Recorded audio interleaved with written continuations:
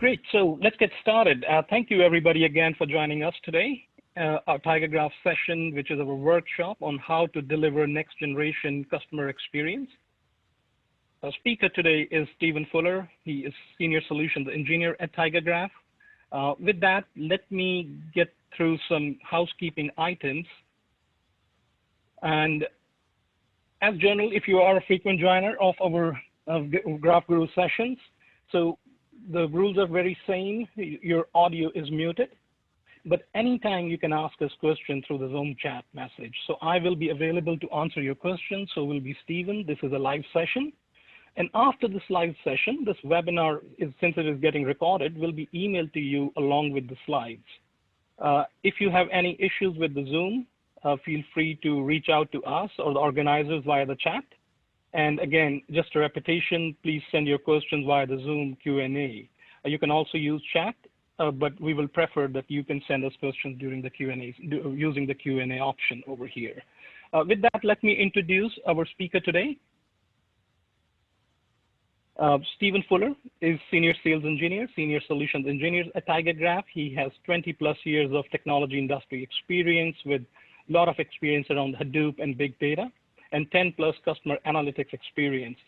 With that, I will be passing the baton to Stephen. Stephen, over to you. Thanks, Avi. Good morning, good afternoon, everyone. This is our next generation customer experience workshop with Tiger Graph. Through this workshop, we're going to have some hands-on exercises, but as an overview, we're going to take a quick look at what next generation customer experience is.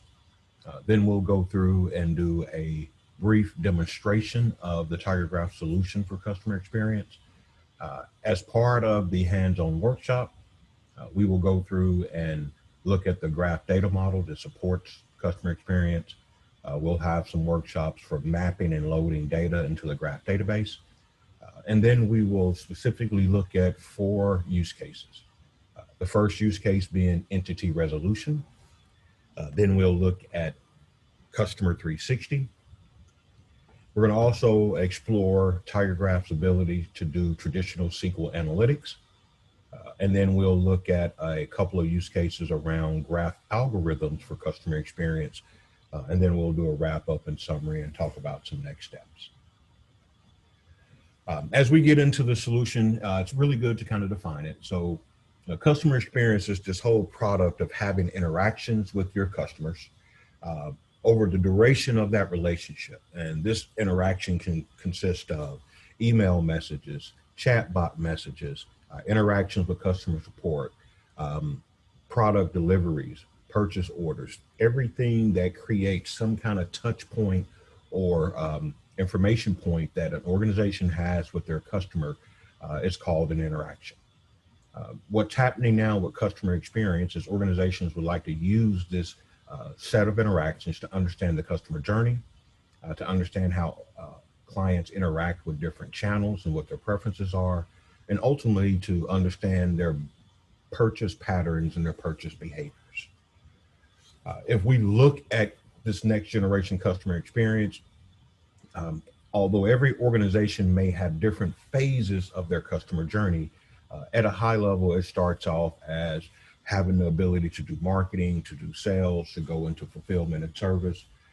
And then on the back end of that, having the ability for organizations to do some kind of customer insights that lead to retention and improve sales. And ultimately, in a lot of cases, can turn your customers into your own advocates. The complexity of this is really built around the data challenges and the connectivity challenges. Having the ability to take data from all these different disparate data sources, be it social media, micro websites, mobile apps, your e-commerce sites, internal systems like your CRM systems or supply chain management systems, and having the ability to connect all that data together. This is one of the key differentiators for Tiger Graph when you think about having connected intelligence. The overarching role of this is really 3 main points. Number 1, to create a single OmniView channel of the customer, to have the ability to view all of your customer interactions in a 360-degree manner. to leverage that information with real-time data for experience management, meaning knowing what a customer's preferences are, how they want to be contacted, how they want to be addressed in terms of support versus marketing messages, the frequency and permissions to that, and then being able to leverage all that information for some type of value exchange. The real mechanism there is to go through and say, how can I push someone from marketing and to get them to actually make a purchase? Not only how can I get them to make a purchase, but how can I retain them to improve their customer lifetime value? This is where analytics, graph analytics begin to come into play to help you allow customers to mature through that customer journey. Today, we're going to do a lot of this using TigerGraph Cloud. And so as part of the hands-on workshop, we're going to walk you through the concept of configuring a TigerGraph Cloud solution, uploading an existing configuration, loading data to that model, and then running some G-SQL algorithms that will address those use cases. So this is where we're going to begin the online or the hands-on workshop portion of this. The first step of this is I will walk you through it, and then we need you to kind of replicate these activities as you go. So at this point, we need everybody to log on to tgcloud.io. This will allow you to begin setting up your configuration for going through the workshop. If you already have an account, it'll make this quick and easy. Of course, I already have an account, but for you, just please go to TigerGraph or tgcloud.io, click log on and register. And we'll give you guys that are new time to go through and register. If you go through that process and register, it's going to ask you for some credit card information. We will not bill your credit card. We'll actually give you $25 free credit, and that will be more than sufficient enough to get through this training workshop and class. So at this point, if you could log on and register to tgcloud.io, we'll give you a few minutes to get in there. I will kind of go through that.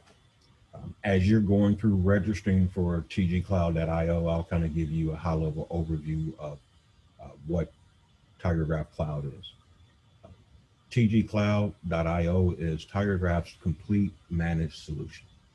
It is a solution that allows you to have one simple solution that leverages the TigerGraph platform, the cloud vendor of choice.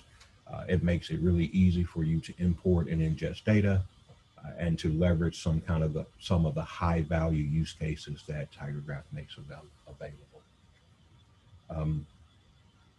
This is really a beneficial solution for organizations that don't want to have to go through the concept of deploying infrastructure, doing the costs with maintaining infrastructure in their own data center.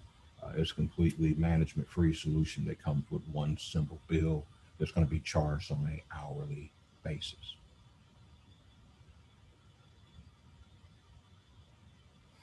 Okay, I'm going to move on to the next step of this. If you have any issues or if you get behind, just ping us a note in the Q&A session.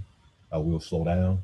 If there's any point that we need to go back and review some of these steps, please let us know, and we are more than willing to do that.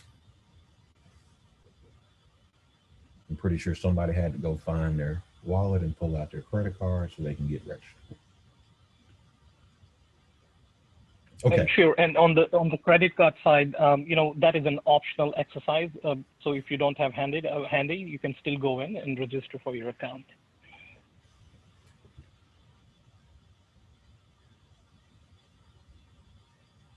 I'll give you kind of an overview of what we're going to do, and then I'll actually go through and complete the steps with you. So once you get onto TigerGraph Cloud, we're going to go to the My Solutions tab. And then we're going to click the button to the upper right that says Create Solution. And what we will effectively do here is we're going to define a TigerGraph solution that will be launched in the cloud that we choose, that we will use for this workshop today. So with that, I'm going to click My Solution. What we're going to do is create a solution by clicking this button, Create Solution. And we're going to walk through a wizard that's going to allow us to choose a series of options. There's 4 overall steps. The first step is we're going to do some basic settings for our Tiger Graph solution. The second step, we're going to do some instance settings to define and configure the cloud instance that we will be leveraged. And then there's going to be some solution settings. And then step 4 is going to be a confirmation that will also go through and allow you to launch your solution.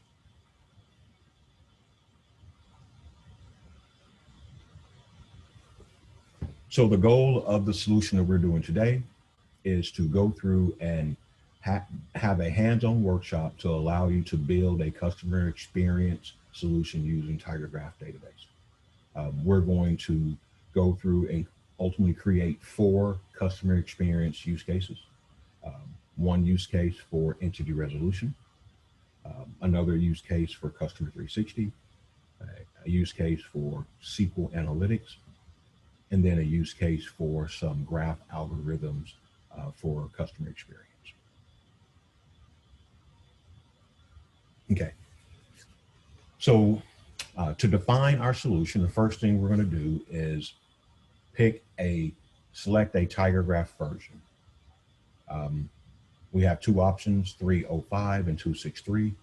For this workshop, we're going to select 3.0.5.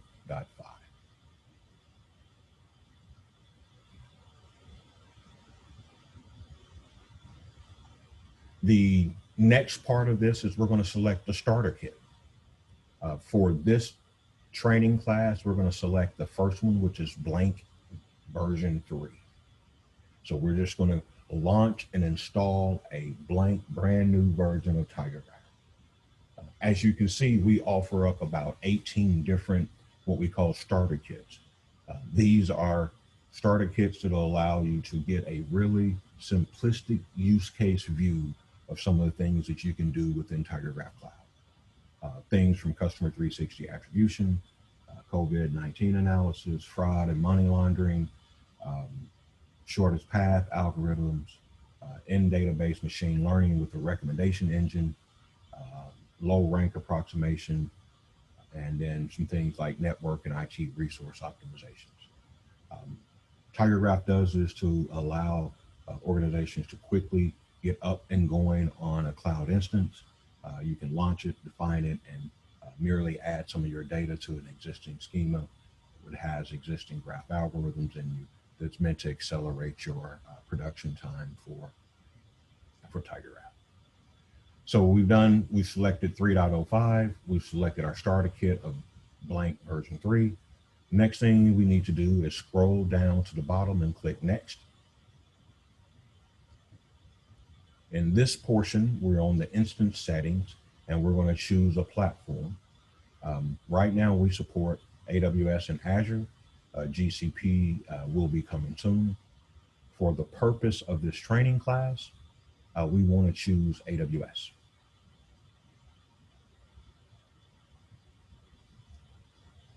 The next option is to select the instance type.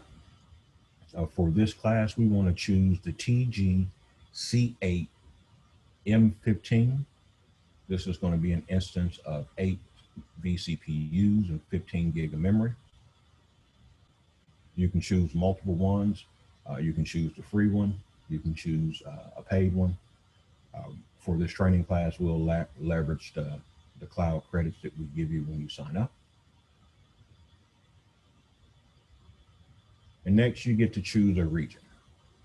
If you're in AWS, you have Northern Virginia, London, Frankfurt, etc. We're going to choose AWS.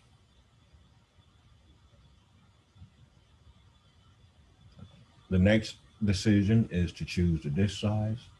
We're going to choose 128 gigabyte disk size. That's going to come with a 3 cents an hour cost. The final 2 options, we're going to leave our partition factor to 1 and our replication factor to 1. But just as a general understanding, this is meant to show you that Tiger Graph is a MPP clustered environment. It has the ability to scale across multiple nodes, and it has high availability and replication by default. To configure these, you just determine your replication factor. The number of partitions ultimately turns out to be the number of server machines you want to choose, and the replication factor determines the number of copies of the data that you would like to choose. For this training class, we will leave these at 1. So a quick review, we chose AWS as our platform, instance type TGC8M15. Our region is Northern Virginia. Disk size is 128. Partition factor of 1, replication factor of 1, and then we will click next. Now we actually get to determine some solution settings. This is essentially AWS tagging and instance tagging. So for the solution name, I'm just going to name mine customer experience. For the solution tag, I'm going to call it customer experience as well.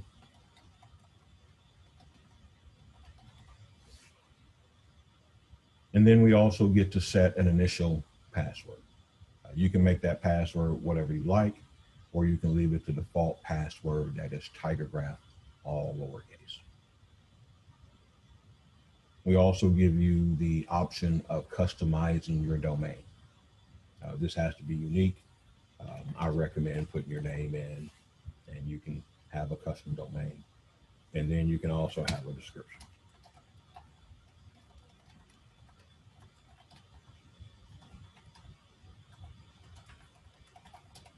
These are just, once again, instance tagging concepts and all those different capabilities to allow you to leverage some of the cloud capabilities.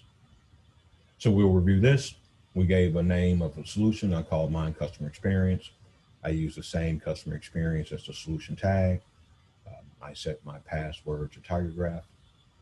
I gave a subdomain of stevefuller.i.tgcloud.io, and then I gave it a description. We're going to click next. And now we are on to our confirmation. It's going to give us a review of the options that we chose. We're version 3 with a starter kit that's blank, our platform, our partition factor. Then it's going to kind of give us an estimated cost per hour. And if everything is correct, we're actually going to click submit. When you click submit, it's going to come back to your solutions pane, and it's going to go through the process of initializing, installing, and launching the TigerGraph cloud solution. This process can take anywhere between 3 to 5 minutes, sometimes about 7 or 8 minutes, given the fact that we have a few number of people that are launching instances simultaneously. The runtime may be a little longer. So as we give people a time to get caught up and get into the solution, as your solution is continuing to build, what we're going to do is kind of talk about some of the additional trends and things that take place with customer experience. Yes, there's a question that says the pending tag is the solution is being built. That means it's being built, it's pending. You can actually click on the pending comment, and it'll actually give you a description of it. It shows you all the different things that are running. It has an ETA of 5 minutes, and that should be similar for everyone else.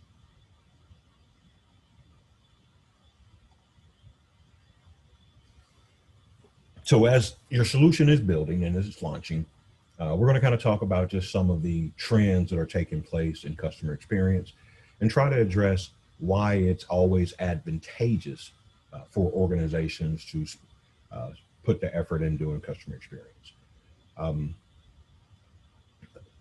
We have some market studies that say that about 20% of organizations believe that customer experience is the most exciting business opportunity. It has been identified as one of the key places that Connected intelligence can provide information to improve top line revenue, increase customer retention, reduce customer churn, and improve category sales. Um, this is in given a choice between things like marketing, video marketing, and then social media platforms. All of these other activities that organizations embark on, they're ultimately meant to drive and to influence a customer's purchase behaviors and patterns.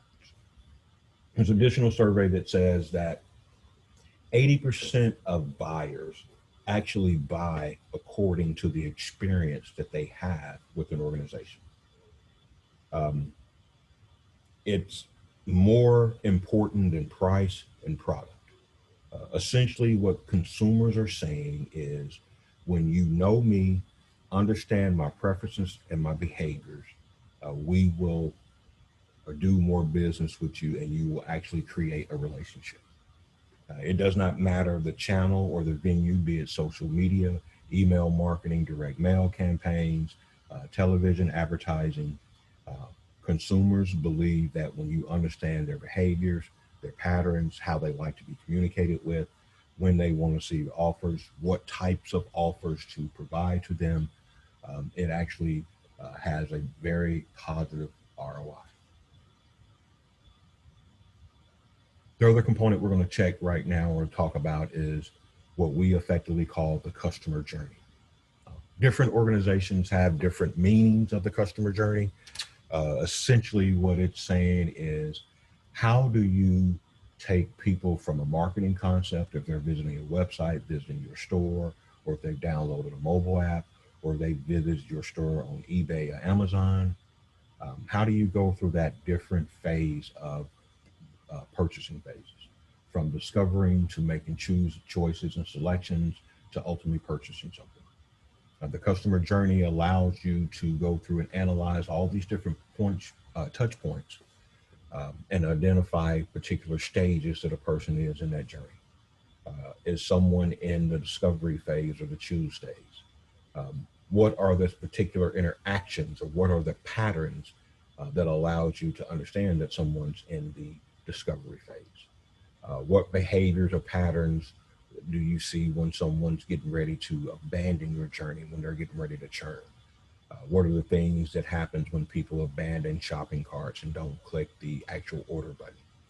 Um, what channels drive the most purchases? What images, which product recommendations drive all of these things that will allow consumers to go from one phase to the next? This is the ultimate goal of what organizations are trying to achieve with customer experience. A really simplistic way to view this is I want to be able to understand what allows me to take a consumer from one phase to the next. How do I get someone to mature from one phase to the next? So we're going to check on our instance. So our instance is ready. If you actually have your instance ready, you should be able to launch it, but we're going to do a couple things first. The next thing we need to do is we need to prepare to download some files that we're going to build our instance with. I will actually take some links and put it in the Zoom chat, and we need to download 2 actual files.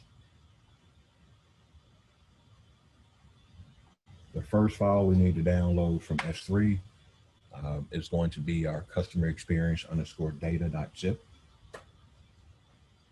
I recommend that you create a folder somewhere on your machine and just call it data, and you can download it to that folder, and we will need to unzip that zip file. So with that link, you can download that file. If you're doing it at a command line, you can do a wget.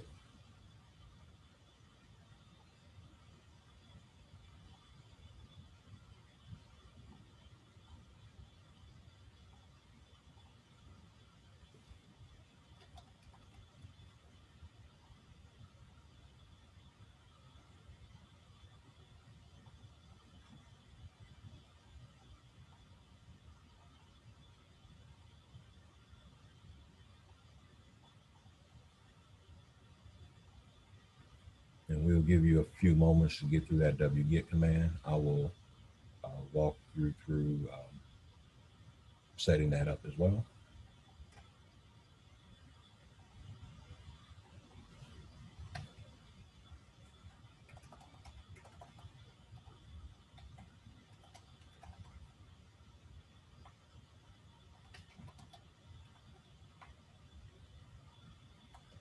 So I'm going to, on my personal laptop, make a folder. I'm going to call it Customer Experience, CUSTEXP.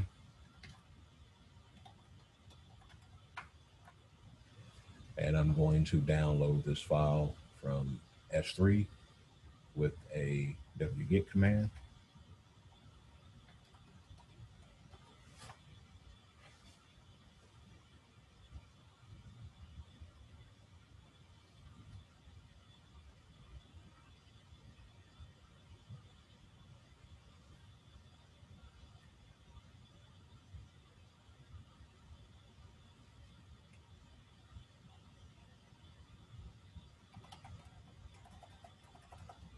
Once that file has been downloaded, you can unzip it.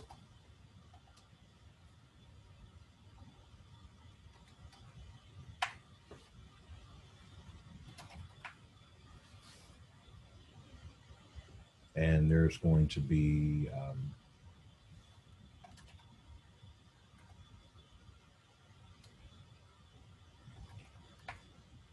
about 24 files.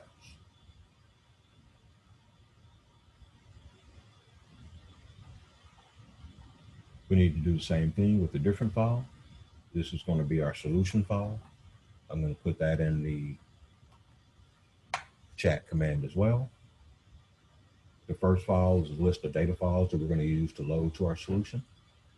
The second file is a tiger graph solution file that we're going to import that will have the schema, the queries, and everything associated with it. So once again, I'm going to wget that file.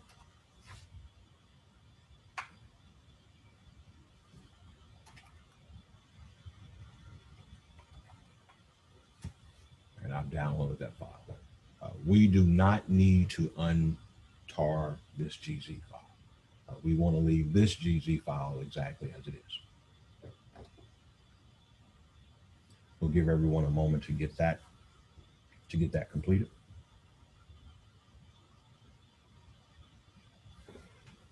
What you have done is you downloaded two major components. The first component is going to be a tiger graph solution export. That's the file that says export underscore customer experience 1202. We're going to import that into the solution we just built. We launched a blank solution, and so now we're going to import information into that. The other zip file was a list of CSV files that we're going to use to load our graph scheme.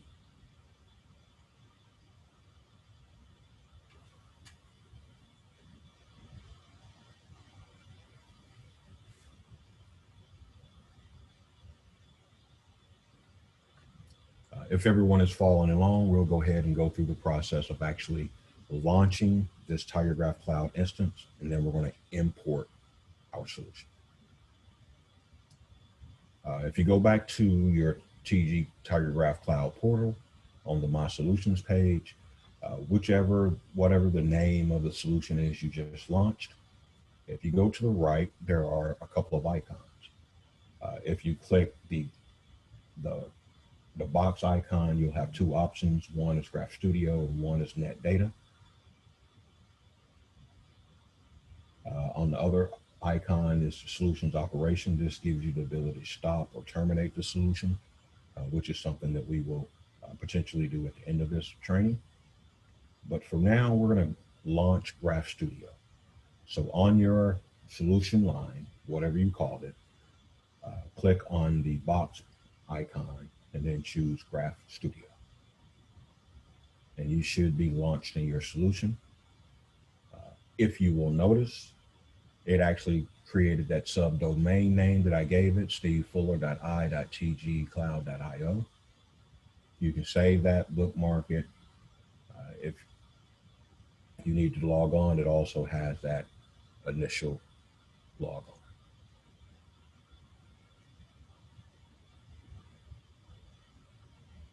Essentially what we have now is a TigerGraph instance inside of AWS. Everything was set up and configured for us. And now what we need to do is to import the solution that we just downloaded.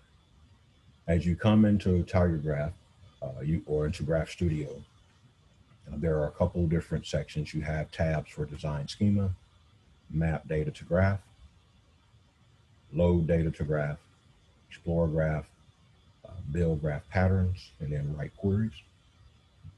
At the home page, there are a couple options, and that kind of gives you some of the things we have available. You can build graph patterns through a visual query builder. We also have the ability to migrate from a relational database. And then we have two options at the bottom, import an existing solution or export a current solution. The import from a solution tarball. For this workshop, we're going to choose import an existing solution.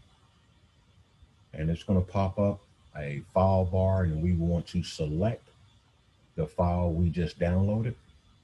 And it's going to be that export underscore custom experience 1202.tar.gz, the second file that we downloaded, and click open. It's going to give you the option that says import solution will erase all existing data, including all your graphs. So whenever you import a solution, it's going to erase everything that's there and import everything that's new. That's why we started out with a blank solution. I'll go ahead and click overwrite, and it's going to go through the concept of importing this solution. This will take probably 2 or 3 minutes. Just to kind of speak about the import solution function, this is a very good way to do development. So you may leverage other capabilities of TigerGraph. We have the ability to have a Docker image.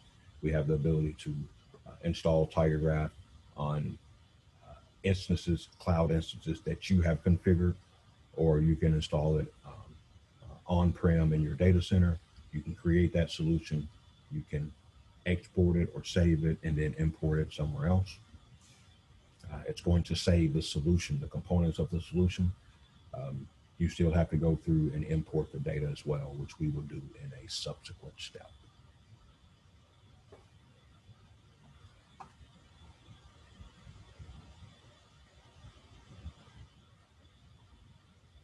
So there was a question that says, where's the import option? On the main Graph Studio page, the second option on the bottom right, import an existing solution. Awesome.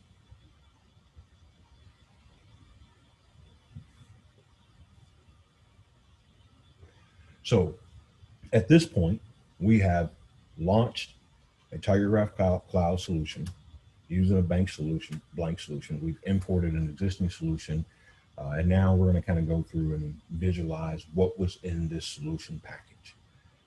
The first thing we need to do is to choose our customer experience graph.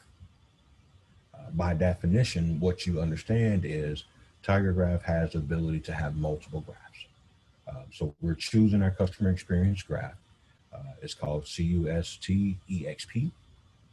Now everything that you do from that point will be related to that graph.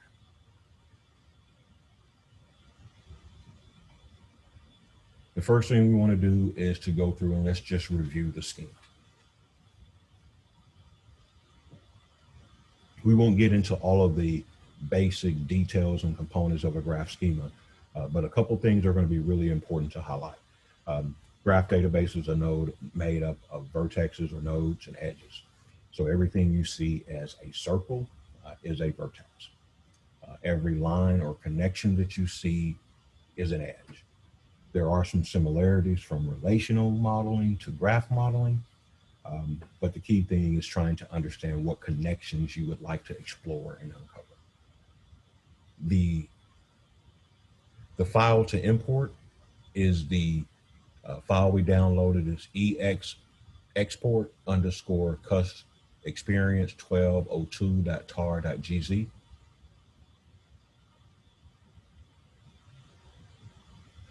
As far as the edge properties, we're going to explain some of the edge properties as well. So Tiger Graph is a label property graph, meaning we can have labels or attributes not only on the vertexes, but we can also have them on the edges. This schema has been designed really to support next-gen customer experience, in addition to the use cases that we want to deal with for customer experience. It looks like a hub and spoke model, and that really speaks to the fact that the use case by definition will address customer 360. So the main object in this schema is the profile.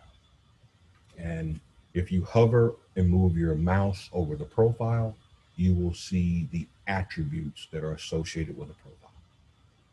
We have the profile name, the date of birth, age, education, life stage, if they do digital, if they're a homeowner.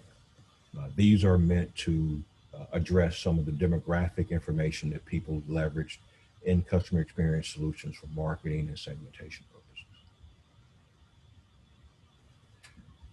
There are some objects here that we want to use for our entity relationship, our entity resolution use case.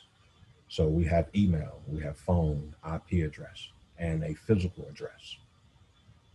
This is meant to mimic a real world case to where you may get information from a mobile application that only has phone number.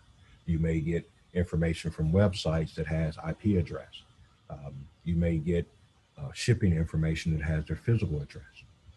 We want to use connected intelligence that comes with Tiger Graph's database to do the use case to resolve who these people are.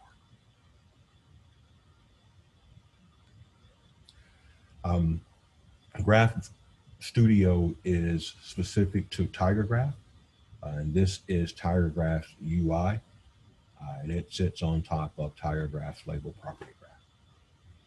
So it is something that is built specifically for Tiger Graph's graph database. There are a couple of objects in here as well, just to kind of speak about the things that we're doing. So we're looking at Customer 360. So we have some entity objects to do entity resolution. We have address. We have location. Location is broken down to be a zip code, a lat long, plus some other attributes for market, region, and store. And then we also have store. These objects have been designed and modeled in here so you can do distance calculations. I want to be able to find all the people that are within 15 miles of a store. I want to go find the people that are willing to travel to a particular brand store. So we have broken out location and lat long data so we can leverage some of the graph algorithms for distance calculations. We also have orders that someone has purchased.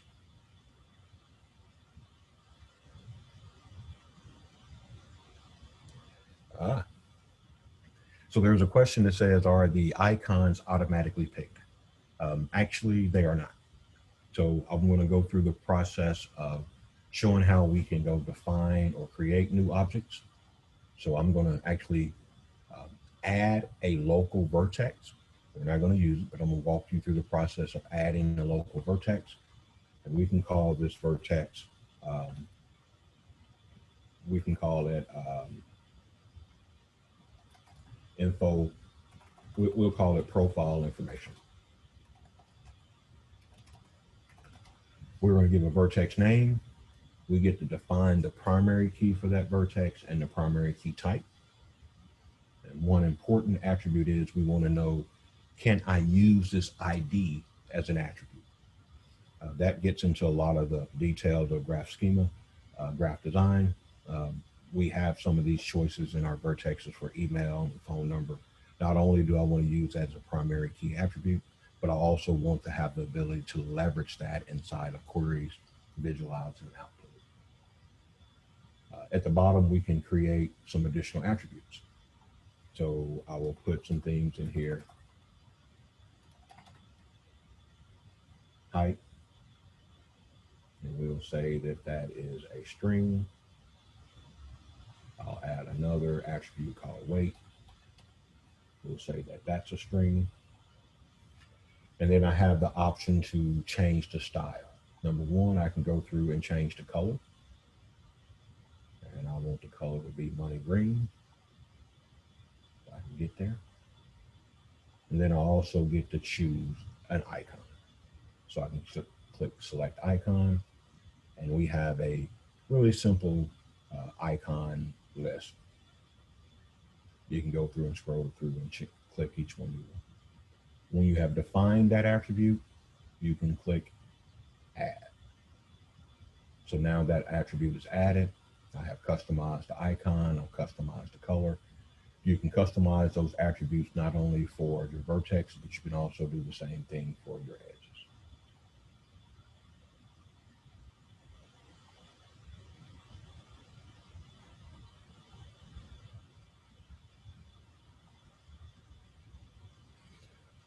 So we have a question about someone that's having troubles downloading the zip file.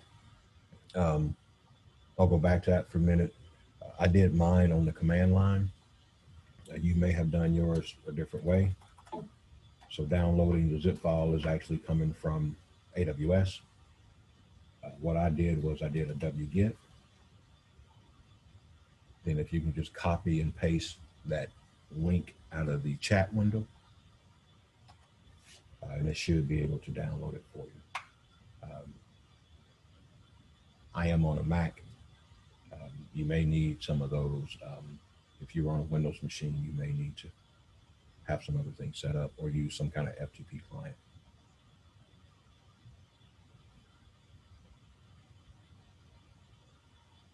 Okay.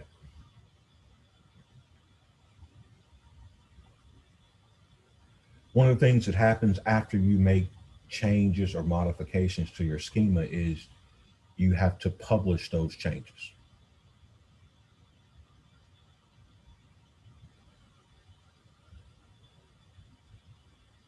So if you've made some changes to your schema, you need to publish those changes. So I'll go through and publish those changes. It's giving us a confirmation message that says, hey, we're going to add this vertex profile info. Is that what you'd like to do? We're going to click continue. We'll also, as this is going through updating the schema, we'll speak to, this is where Tiger Graph gets the ability to act like a database. We can make changes to the schema without having to rebuild the schema. Now we're going to go through and verify that. So after you made that, we're going to go back to the design schema. But we can add attributes to our schema without having to rebuild. So you can add additional vertexes. You can add additional edges. As long as you don't change any existing relationships or connections, you're merely adding data. That's very important as you start putting graph databases in production, and we start getting to talking about some of our features for real-time streaming and managing data management and administration. So you can add attributes. Now, you can add attributes to a vertex. You can add attributes to an edge. But if you start changing the existing relationships, then there are some components of that will need to be recalculated. Okay. So we're going to try to speed things up because we're halfway through this. So we're going to go through the concept of trying to get our data loaded so we can quickly get into some of the use case components of this session. So after you've looked at your schema, the next thing we want to do is go to the tab that says map data to the graph. We have imported a solution. We actually have imported some mappings. And what we need to do now is just upload the data files that we downloaded. So to do that, we're on the top menu bar. There is a menu bar right under that orange strip, and there are several icons. We want to choose the second from the left icon that says add data file. Here you have the option of picking up data from a file or from S3. I actually chose a file. Um, and now we want to click the upload file to server green button, and we want to point it at the files that we downloaded. We need to get the files after they have been unzipped. To make this easy, we want you to select all of the .csv files.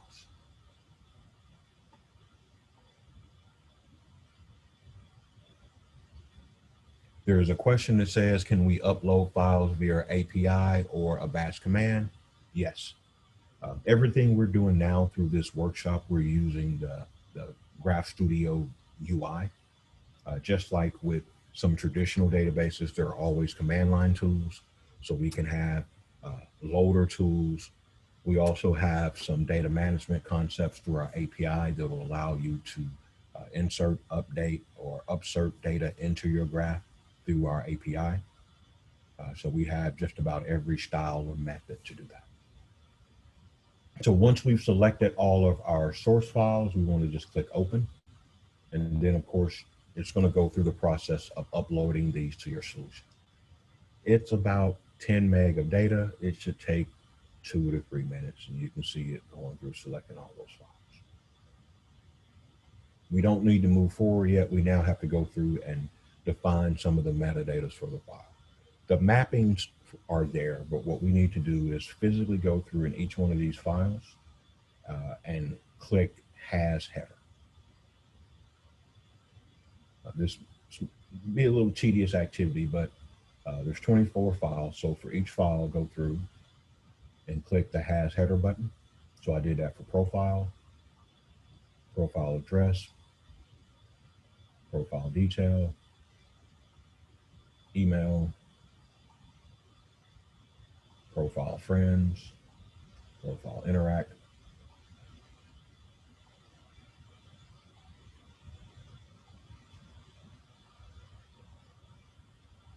profile phone,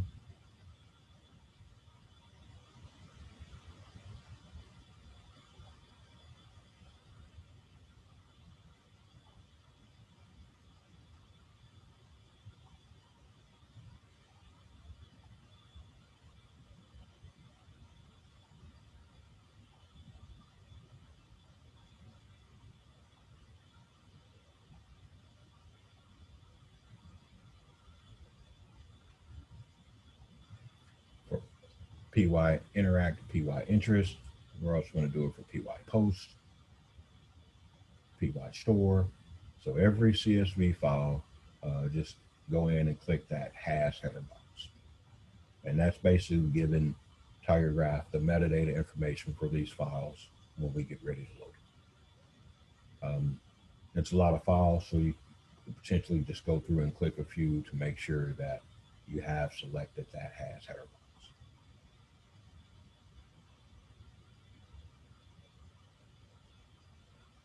Once you feel comfortable that you've selected that has header box, go ahead and click the add button on the bottom right.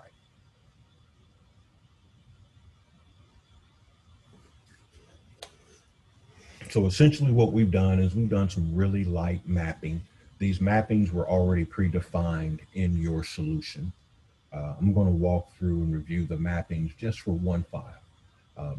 The purpose of this is to show you some of the things that you can do with mapping data and TigerGraph, and then how some of the graph schema is coordinated. So we have one file called profile address, which really should be in the top middle. If you click on the green dotted arrow on the right-hand panel, it will give you a mapping screen. And to go through and map an object, you literally just have to point on the source file object and map it to the vertex or edge object that's in your database. It's all point and click, normally simple. We're not going to go through and do this through this session, but I do want to show you. So we've taken one file called profile address that has a profile ID, the date, it has zip code, city, state, lat, long, store ID, and we're going to use that to map into multiple objects. So the first place it was mapped to was to the address vertex. Then we use that same file to map it to the edge that's between the profile and address. So we map the profile ID to that edge profile, and we map the address ID to that uh, address component. The same file also loads the edge between store and address. Thank you. Same thing for profile location.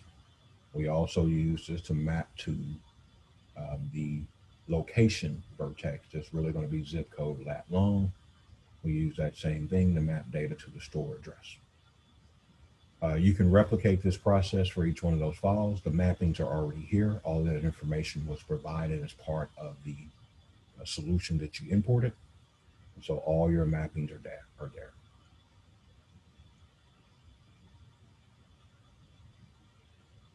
Once again, if you go through and change any mappings or do anything, you have to publish those changes.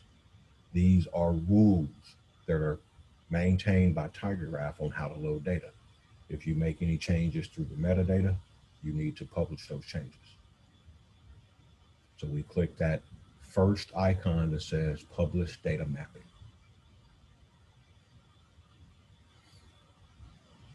Okay. In this GUI, there's a question of what's the difference between the dotted lines and the solid lines. The solid lines are our actual edges. These are label property components that actually contain data. The dotted lines are the rules that we're creating to show how to map this data to the graph database. Okay. Finally, we're going to go to the Load Data tab. The Load Data tab is out here. It's going to show our schema. It's very graphical, very, very easy to use. And all we really need to do is click this play button at the top that says Start or Resume Loading. It's going to give you a confirmation page, and it's showing you all the metadata or the load information it's going to say. We're going to load this PY support file to a vertex support. We're going to load a profile post to an edge called profile post. And click continue, and it will go through the concept of actually loading this data.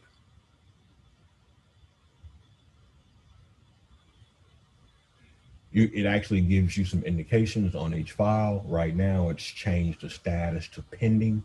As it loads the file, it will actually go through and give you an update. Once they're done, it'll come back and say, I'm finished loading this file. So it's loaded PY support, it's loaded the items file, it's finished loading the campaign file. And then on the right-hand side, it will give you an indication of the number of records that have been loaded.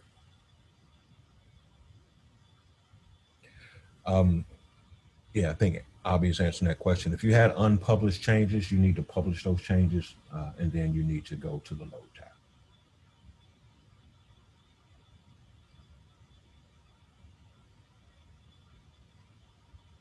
The interesting part about this is not only do we kind of give you a quick update about how these files are loaded, it's also giving you some statistics around the load time.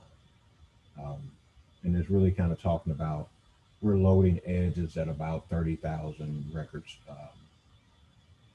a minute, and we're loading vertexes at about, I'll say about 90,000 records a minute. Just giving you some performance on how fast it takes to load. Key point, right now we're on a single instance machine.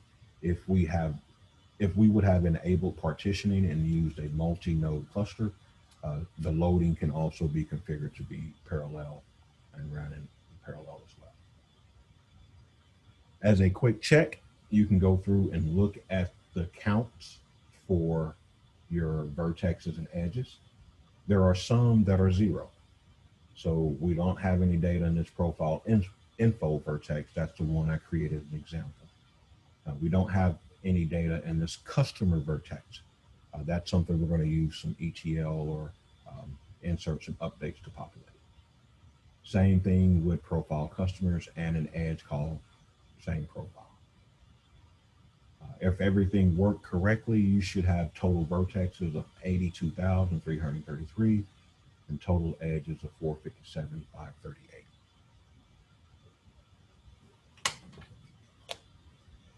So ultimately what we've done, we used TigerGraph Cloud to launch a blank instance. We imported an existing solution. We have mapped and loaded data to this solution. And now we're ready to start building out our use case, our use cases. First thing we want to do is go to our Explore Graph tab. This is a tool that's meant to be able to allow you to visualize a subgraph, visualize components in your graph database. So Gaurav says his graph statistics is showing 0 values. So back on the load tab, you want to make sure that you click that play button on the top black menu bar that says start and resume loading. That will initialize and tell TigerGraph to go load the data.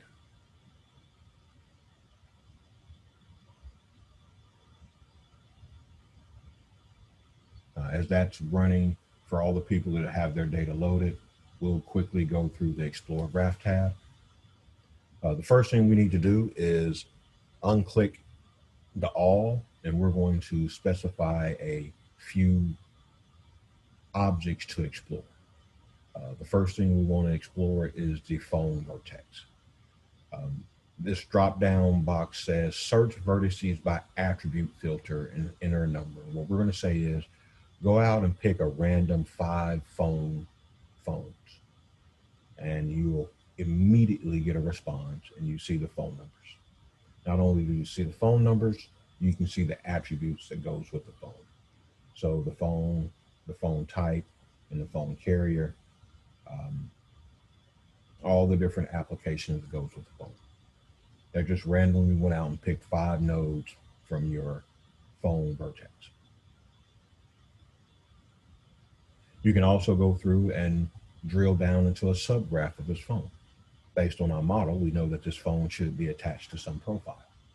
And so we quickly went out and got the profile that that phone was associated with. Same thing for any other phone. You can double click and get the profile associated with that.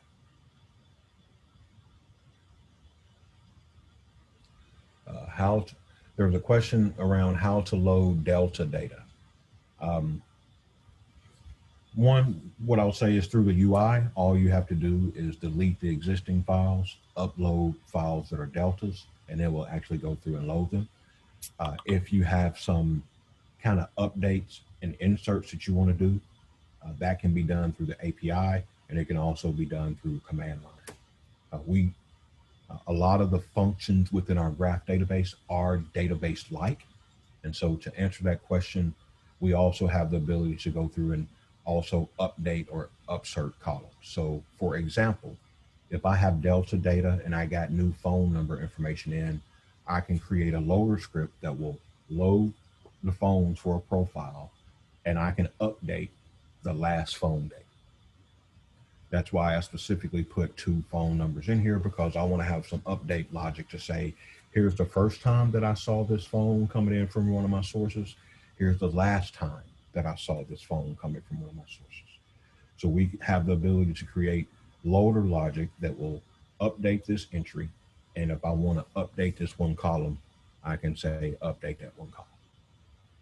This is one of the most powerful differentiators in graph database technology. TigerGraph looks, feels, and acts like you would expect a traditional database to act. Our label property graph is stored as a label property graph. It's not 2 disconnected components. It's not a key value store underneath that you then just publish a graph in memory. It's not a relational or a file store underneath. The database is a graph database, and therefore we get to do inserts, updates, and deletes just like you would in normal applications. Okay, we're gonna go back to the Explore Graph tab. If you can, on that black menu bar, about the middle item, there's an arrow that says undo. So just click undo a couple times to clear out all of the information that's in your visualization panel. And this time we're going to click profile. And we're going to tell TigerGraph to go out and get a random 5 profiles. And just like we did with phone, you can hover over those profiles and look at that information. So I have one guy named John Jones. He's 18 years old and he makes a whole bunch of money. Another guy named Bradley Jones, and then another guy named Sean Kirby.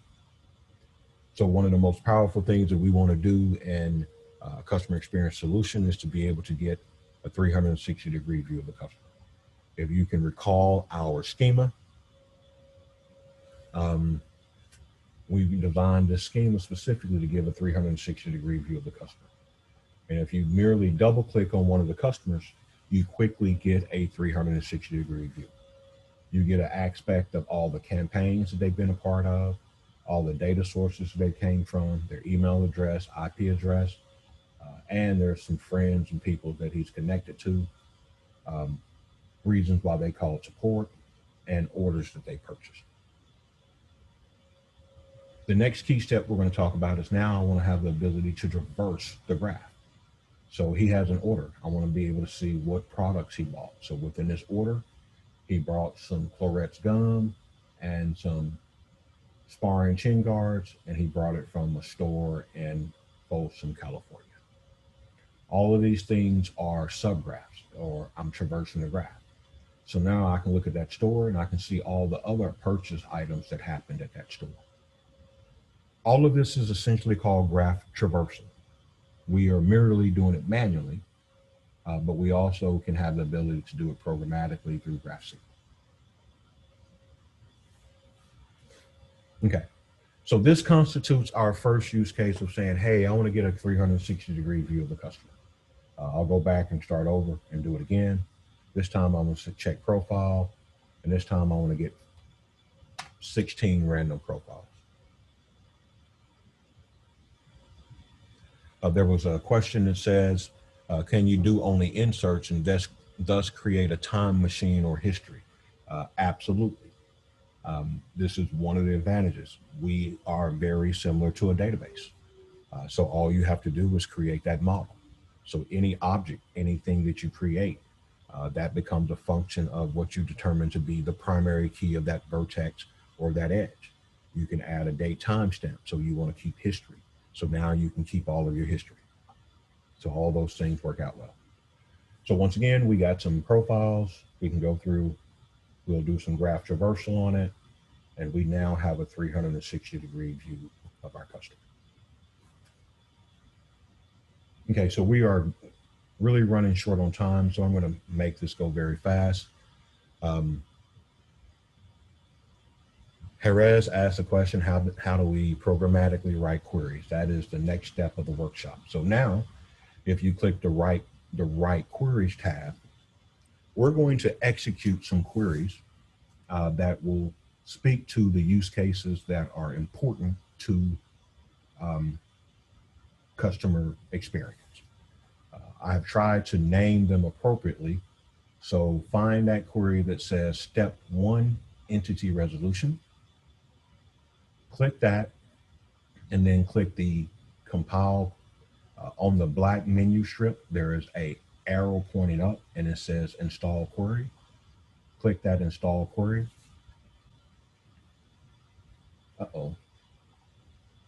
Actually, I told you wrong. Basically, click the step 1 same profile first, and then click install query on that. And I'll explain what happened if you got an error message. This is a subquery. So we're going to run 2 queries at once. Step 1, entity resolution, is a driver query, and step 1 same query is a subquery.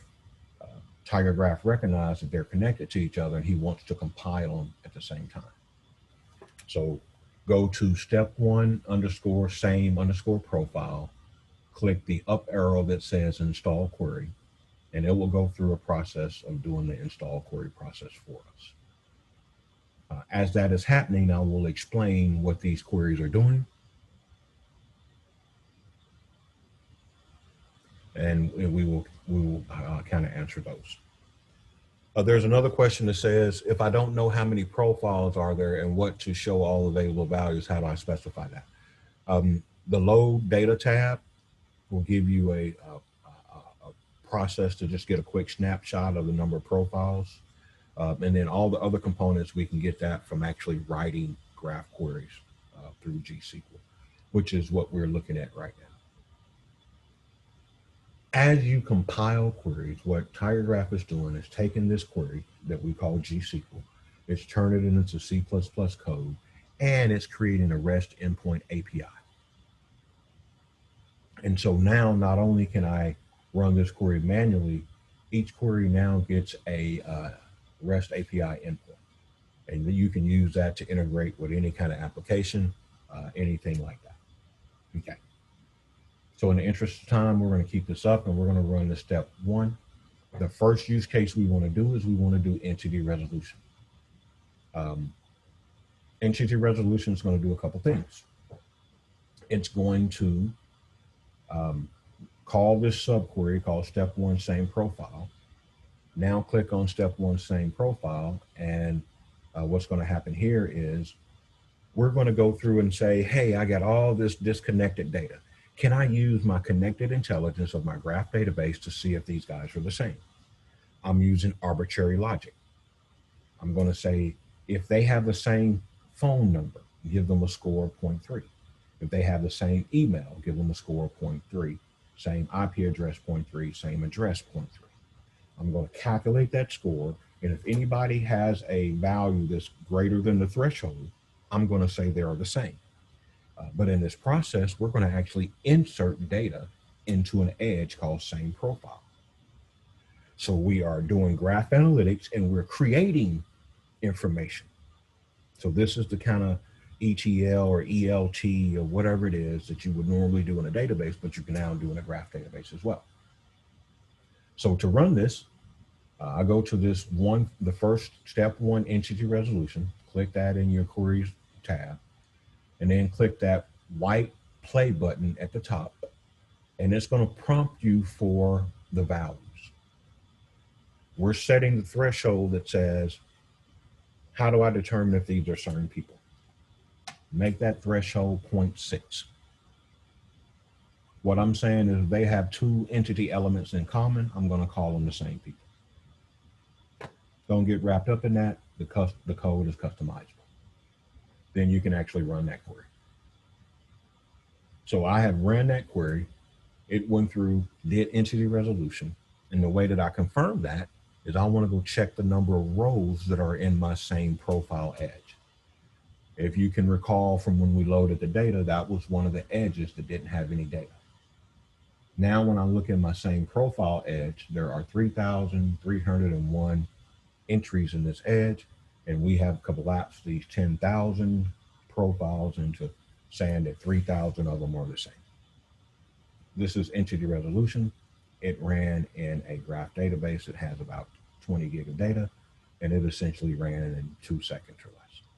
The performance is very scalable, and in fact, the performance sometimes is better than linear scaling. So we get to check a box. We actually just completed entity resolution. In the interest of time, we're going to go to step two. The second use case we wanted to run is we wanted to have the ability to run other things. So I'll go back and repeat the steps to the entity resolution use case. So, and we'll walk through it, then we'll execute it again, and we clean up after ourselves. So if you click on step one, entity resolution, this is a GSQL query. Code is really simple. The first thing it's saying is we're going to create a file, and all the things that are the same, we're going to write them out to a file. But we're defining our initial subset of data, and we're saying go get all of the profile records. The first thing we're going to do is go remove all the data from the same profile edge because I want to rerun it. And then we're going to call a subquery as part of a query. So select S from all queries, and during my accum step, I'm going to call a subquery. I'm going to send it a file handle. This threshold that says, are they the same people? And we'll go from there. Or we're going to send it actually a vertex ID, so a profile ID, and then the threshold. It's going to call that subquery in a loop fashion for every profile that's in the database. And now it's going to go out there and say, select all the profiles, and in one graph traversal step, it says, get all my edges. In a database world, this would be a 5-table outer join. We do it in one graph traversal hop. And then for all those profiles, we're going to look through for those same edges, and we're going to do a case statement. And I'm going to do a case statement on the edge type. These are the names of the edges. If I have an edge for phone and they're the same, give it the score. If I have an edge for an address and they're the same, give it that score. And then we're going to go through, and at the end of that, we're going to loop through, and we're going to say, hey, if the score is greater than the threshold, I know this person is the same as somebody. So insert data into this same profile edge. I'm putting the profile ID, the person ID, and the score that they were given. And to execute that, go back to that step 1 entity resolution, run it again, and just for kicks, I'm going to give it a different value. The first time I ran it, I did 0.6. This time I'm going to do 0.7. I'm going to get less people this time. Remember, it cleans up after itself because it deletes those entries first, then it runs. So in the same way, I ran it, it's done. I can go check the number of rows that I added there, and this time it's just 2019. Okay, so we got about 15 minutes left. We're going to kind of go through this quick because we need to get to some of the graph algorithms. Next thing we want to do is go to step 2 and run a sales report. So click on step 2, sales report query. In the same way, we could output this or we could compile this, but we're just going to click the play button and we're going to run that query. I'm sorry, we have to actually just comment out that line 3 and then click save. No. And then comment line 22 and click save. So what I did is I commented out line 3, I commented out line 22. I specifically want to do this because I want to run this query in what we call interpreted mode. So we have compiled queries and we have interpreted queries. I want to run this in interpreted mode. So I commented out the things that require me to compile it, which is where I'm trying to output some data. But essentially, this is going to represent just a traditional sales analytic query that you would do in a relational database like SQL Server or Oracle or anything like that. It's just a group by category name, and we're going to calculate the number of items sold and the total sales amount. And to execute that query, I just hit the play button. I don't have a graph model for this. What I have for this is just some JSON output. So it's giving me my results, category name, I care, sales date, the item quantity, and sales amount. This represents the fact that Tiger Graph is a HTAP database, hybrid transaction and analytical processing. So we can do analytical queries just like you would in something like Snowflake or Redshift or Vertica. And we can do graph algorithms like you do in graph databases. And then we also have traditional asset compliance. So all the things that you would do in a traditional database, you have the ability to do them in some fashion in Tiger Graph. So that was step 2, sales report. We're going to run another one, step 2, store sales report. This time we're going to compile that. So choose step 2, store sales report. Click the up arrow on the menu bar to do the query install and compiling.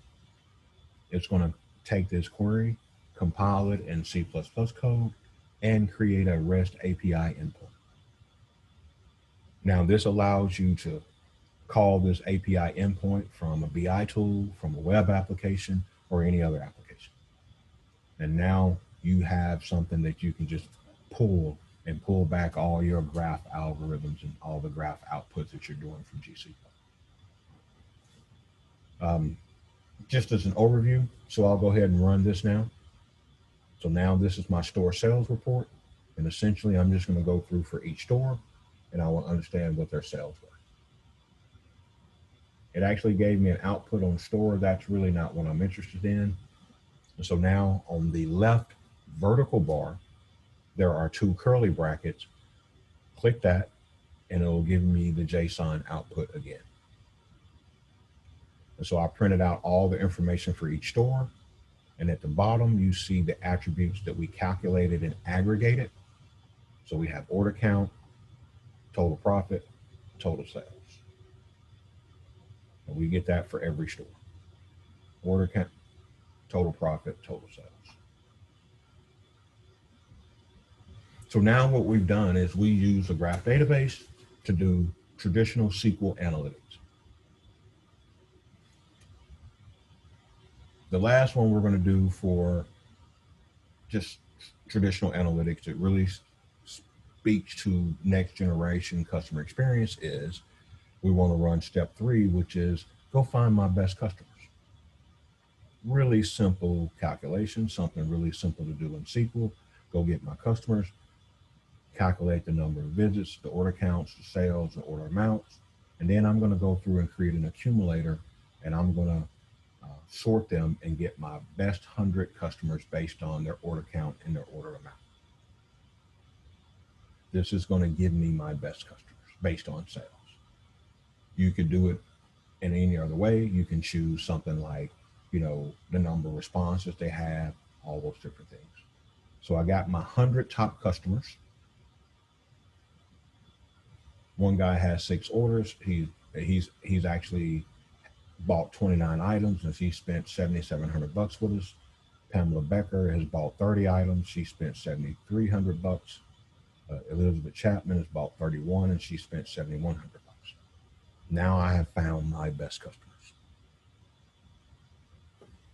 Once again, we're trying to leverage connected intelligence, graph analytics for next generation customer experience. These are my best customers. I want you to copy this profile ID 1873. So just highlight it and do a Control-C, copy it. And now what I want to be able to do is go find similar customers.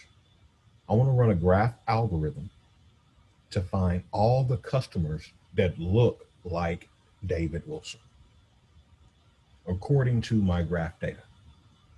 So now click on the query that says SIM_similar profiles. And you will see that this is going to be a graph query. And we're going to go find the similar customers that are our best customers. We're going to click the button and it's going to ask us for some parameters. In the vertex type parameter, click that drop down box and change it to profile. And then paste in that profile ID of 1873. The next parameter is the top K. So I want to go get the top 10 similar customers to David Wilson. I'll review that. We're on the SIM_similar profiles. We click the play button. We now have some query options or parameters. For the vertex type, we change it to profile. For the vertex ID, we make it 1873. And for the top K, we put 10. Now we're going to click run. And now I've ran a similarity algorithm. David Wilson is my best customer. I want to go find the top 10 people that look just like him. Customer experience, you do a lot of things around customer segmentation, classification. And once you find good customers, you want to go find all the people that looks like them. This is using a graph algorithm. They're not going to be the same, but it's going to create a similarity score. And then I'm going to rank them based on their similarity score. If you can, on that vertical bar, click that expand icon, and we'll actually go traverse some of these profiles to show you how similar they are based on their graph information. So this is one customer. This is Susan Johnson. And just kind of take a visual image of the graph objects they have. There is roughly 8 campaigns. She has called into support. I have a phone number. She has 4 orders. She also has some interactions, and she's from 4 sources, and I got an IP address. I want to double click on any one other profile, and for all intents and purposes, they're going to have the same information. She has campaigns, she has a location, she has some orders, phone number, IP address. I'm using my graph information to calculate similarity scores. We also know that they're connected. They're connected because they came from some of the same sources. We can do the same thing for other ones, and you'll see them getting connected by they both have information that came from Amazon. We keep traversing the graph, and you keep seeing connections show up. These customers are similar. To collapse that, go back to that vertical bar and hit the collapse button.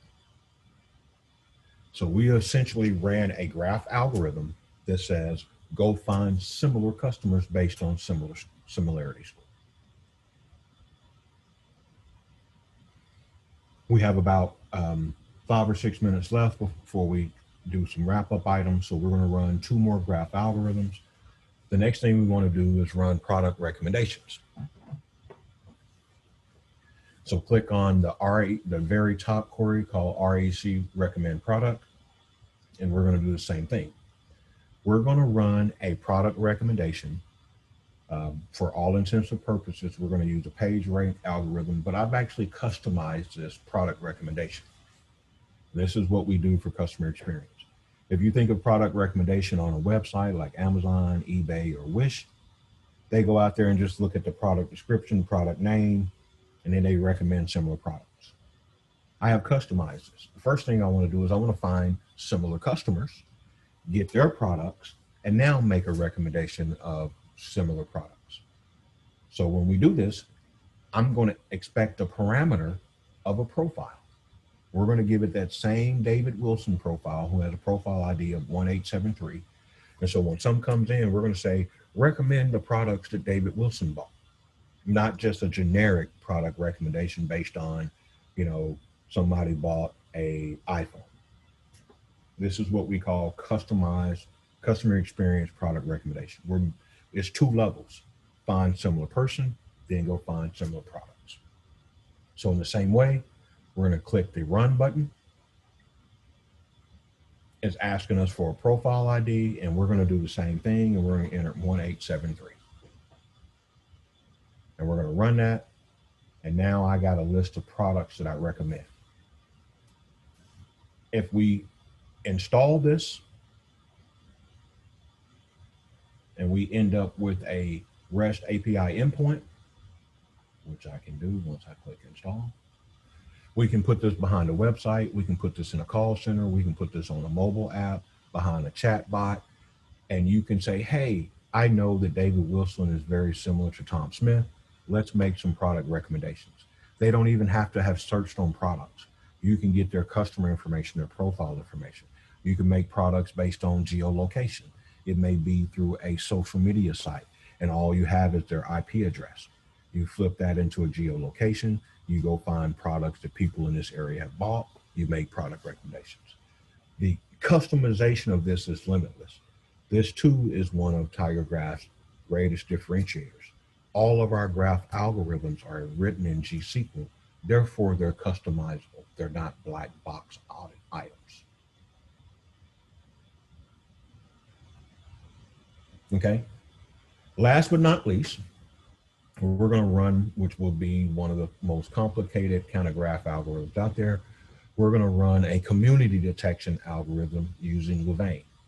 So the last query that's out there is called Step 5 Louvain. We need you to go up there and compile this query. So click the install query icon, and it's going to go through and compile it. And what we want to do is find communities of customers. We want to do community detection. We want to see where people begin to cluster. Once again, this is a graph algorithm. Are they similar based on the products they have, the information they have, like IP addresses, physical addresses? Are there a cluster around particular stores that they look at? Right now, this Louvain algorithm is just going to go look at the entire graph database, all the connection, and create communities of similar customers. We can customize this and say, hey, I just want to see if they're a community based on the stores that people buy. I want to build communities based on the products that people look. I may build a community based on the first product that somebody captured. So who are the people that bought shoes first as opposed to the people who bought hats? I may build a community based on the campaigns that people responded to. All of the algorithms are customizable in TigerGraph. That's a key differentiator for us. So we're going to run a community detection algorithm for Louvain, and we're going to give it some parameters. Uh, we don't have to change any of these parameters, just click run, and it gets a result set, and it's created them. The output is too large, so it gives you a message that says, hey, you've exceeded your limitations, so it's not going to render the graph.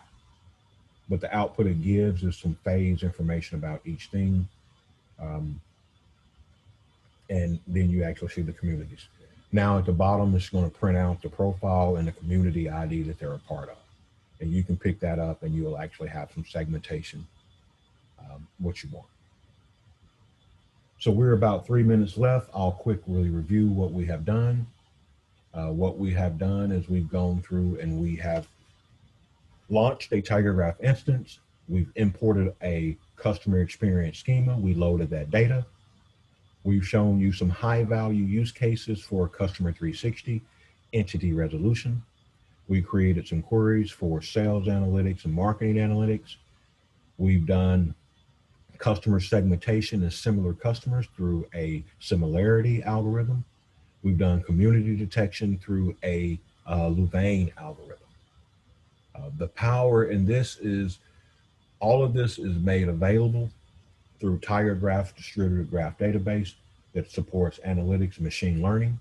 We ran traditional SQL queries, and we've ran graph machine learning algorithms for community detection. Everything that you have seen thus far has been part of just the Graph Studio package, but we also offer up capabilities to do user interfaces and toolkits. So you can go through and build your graph database and do graph analytics and machine learning. We have a graph that we call a graph toolkit for customer experience that allows you to do visualization. You can interact with third-party tools, and you can actually go do graph dashboards. That concludes the session that we have today and the information that we have available. We will make this video available if there's any questions.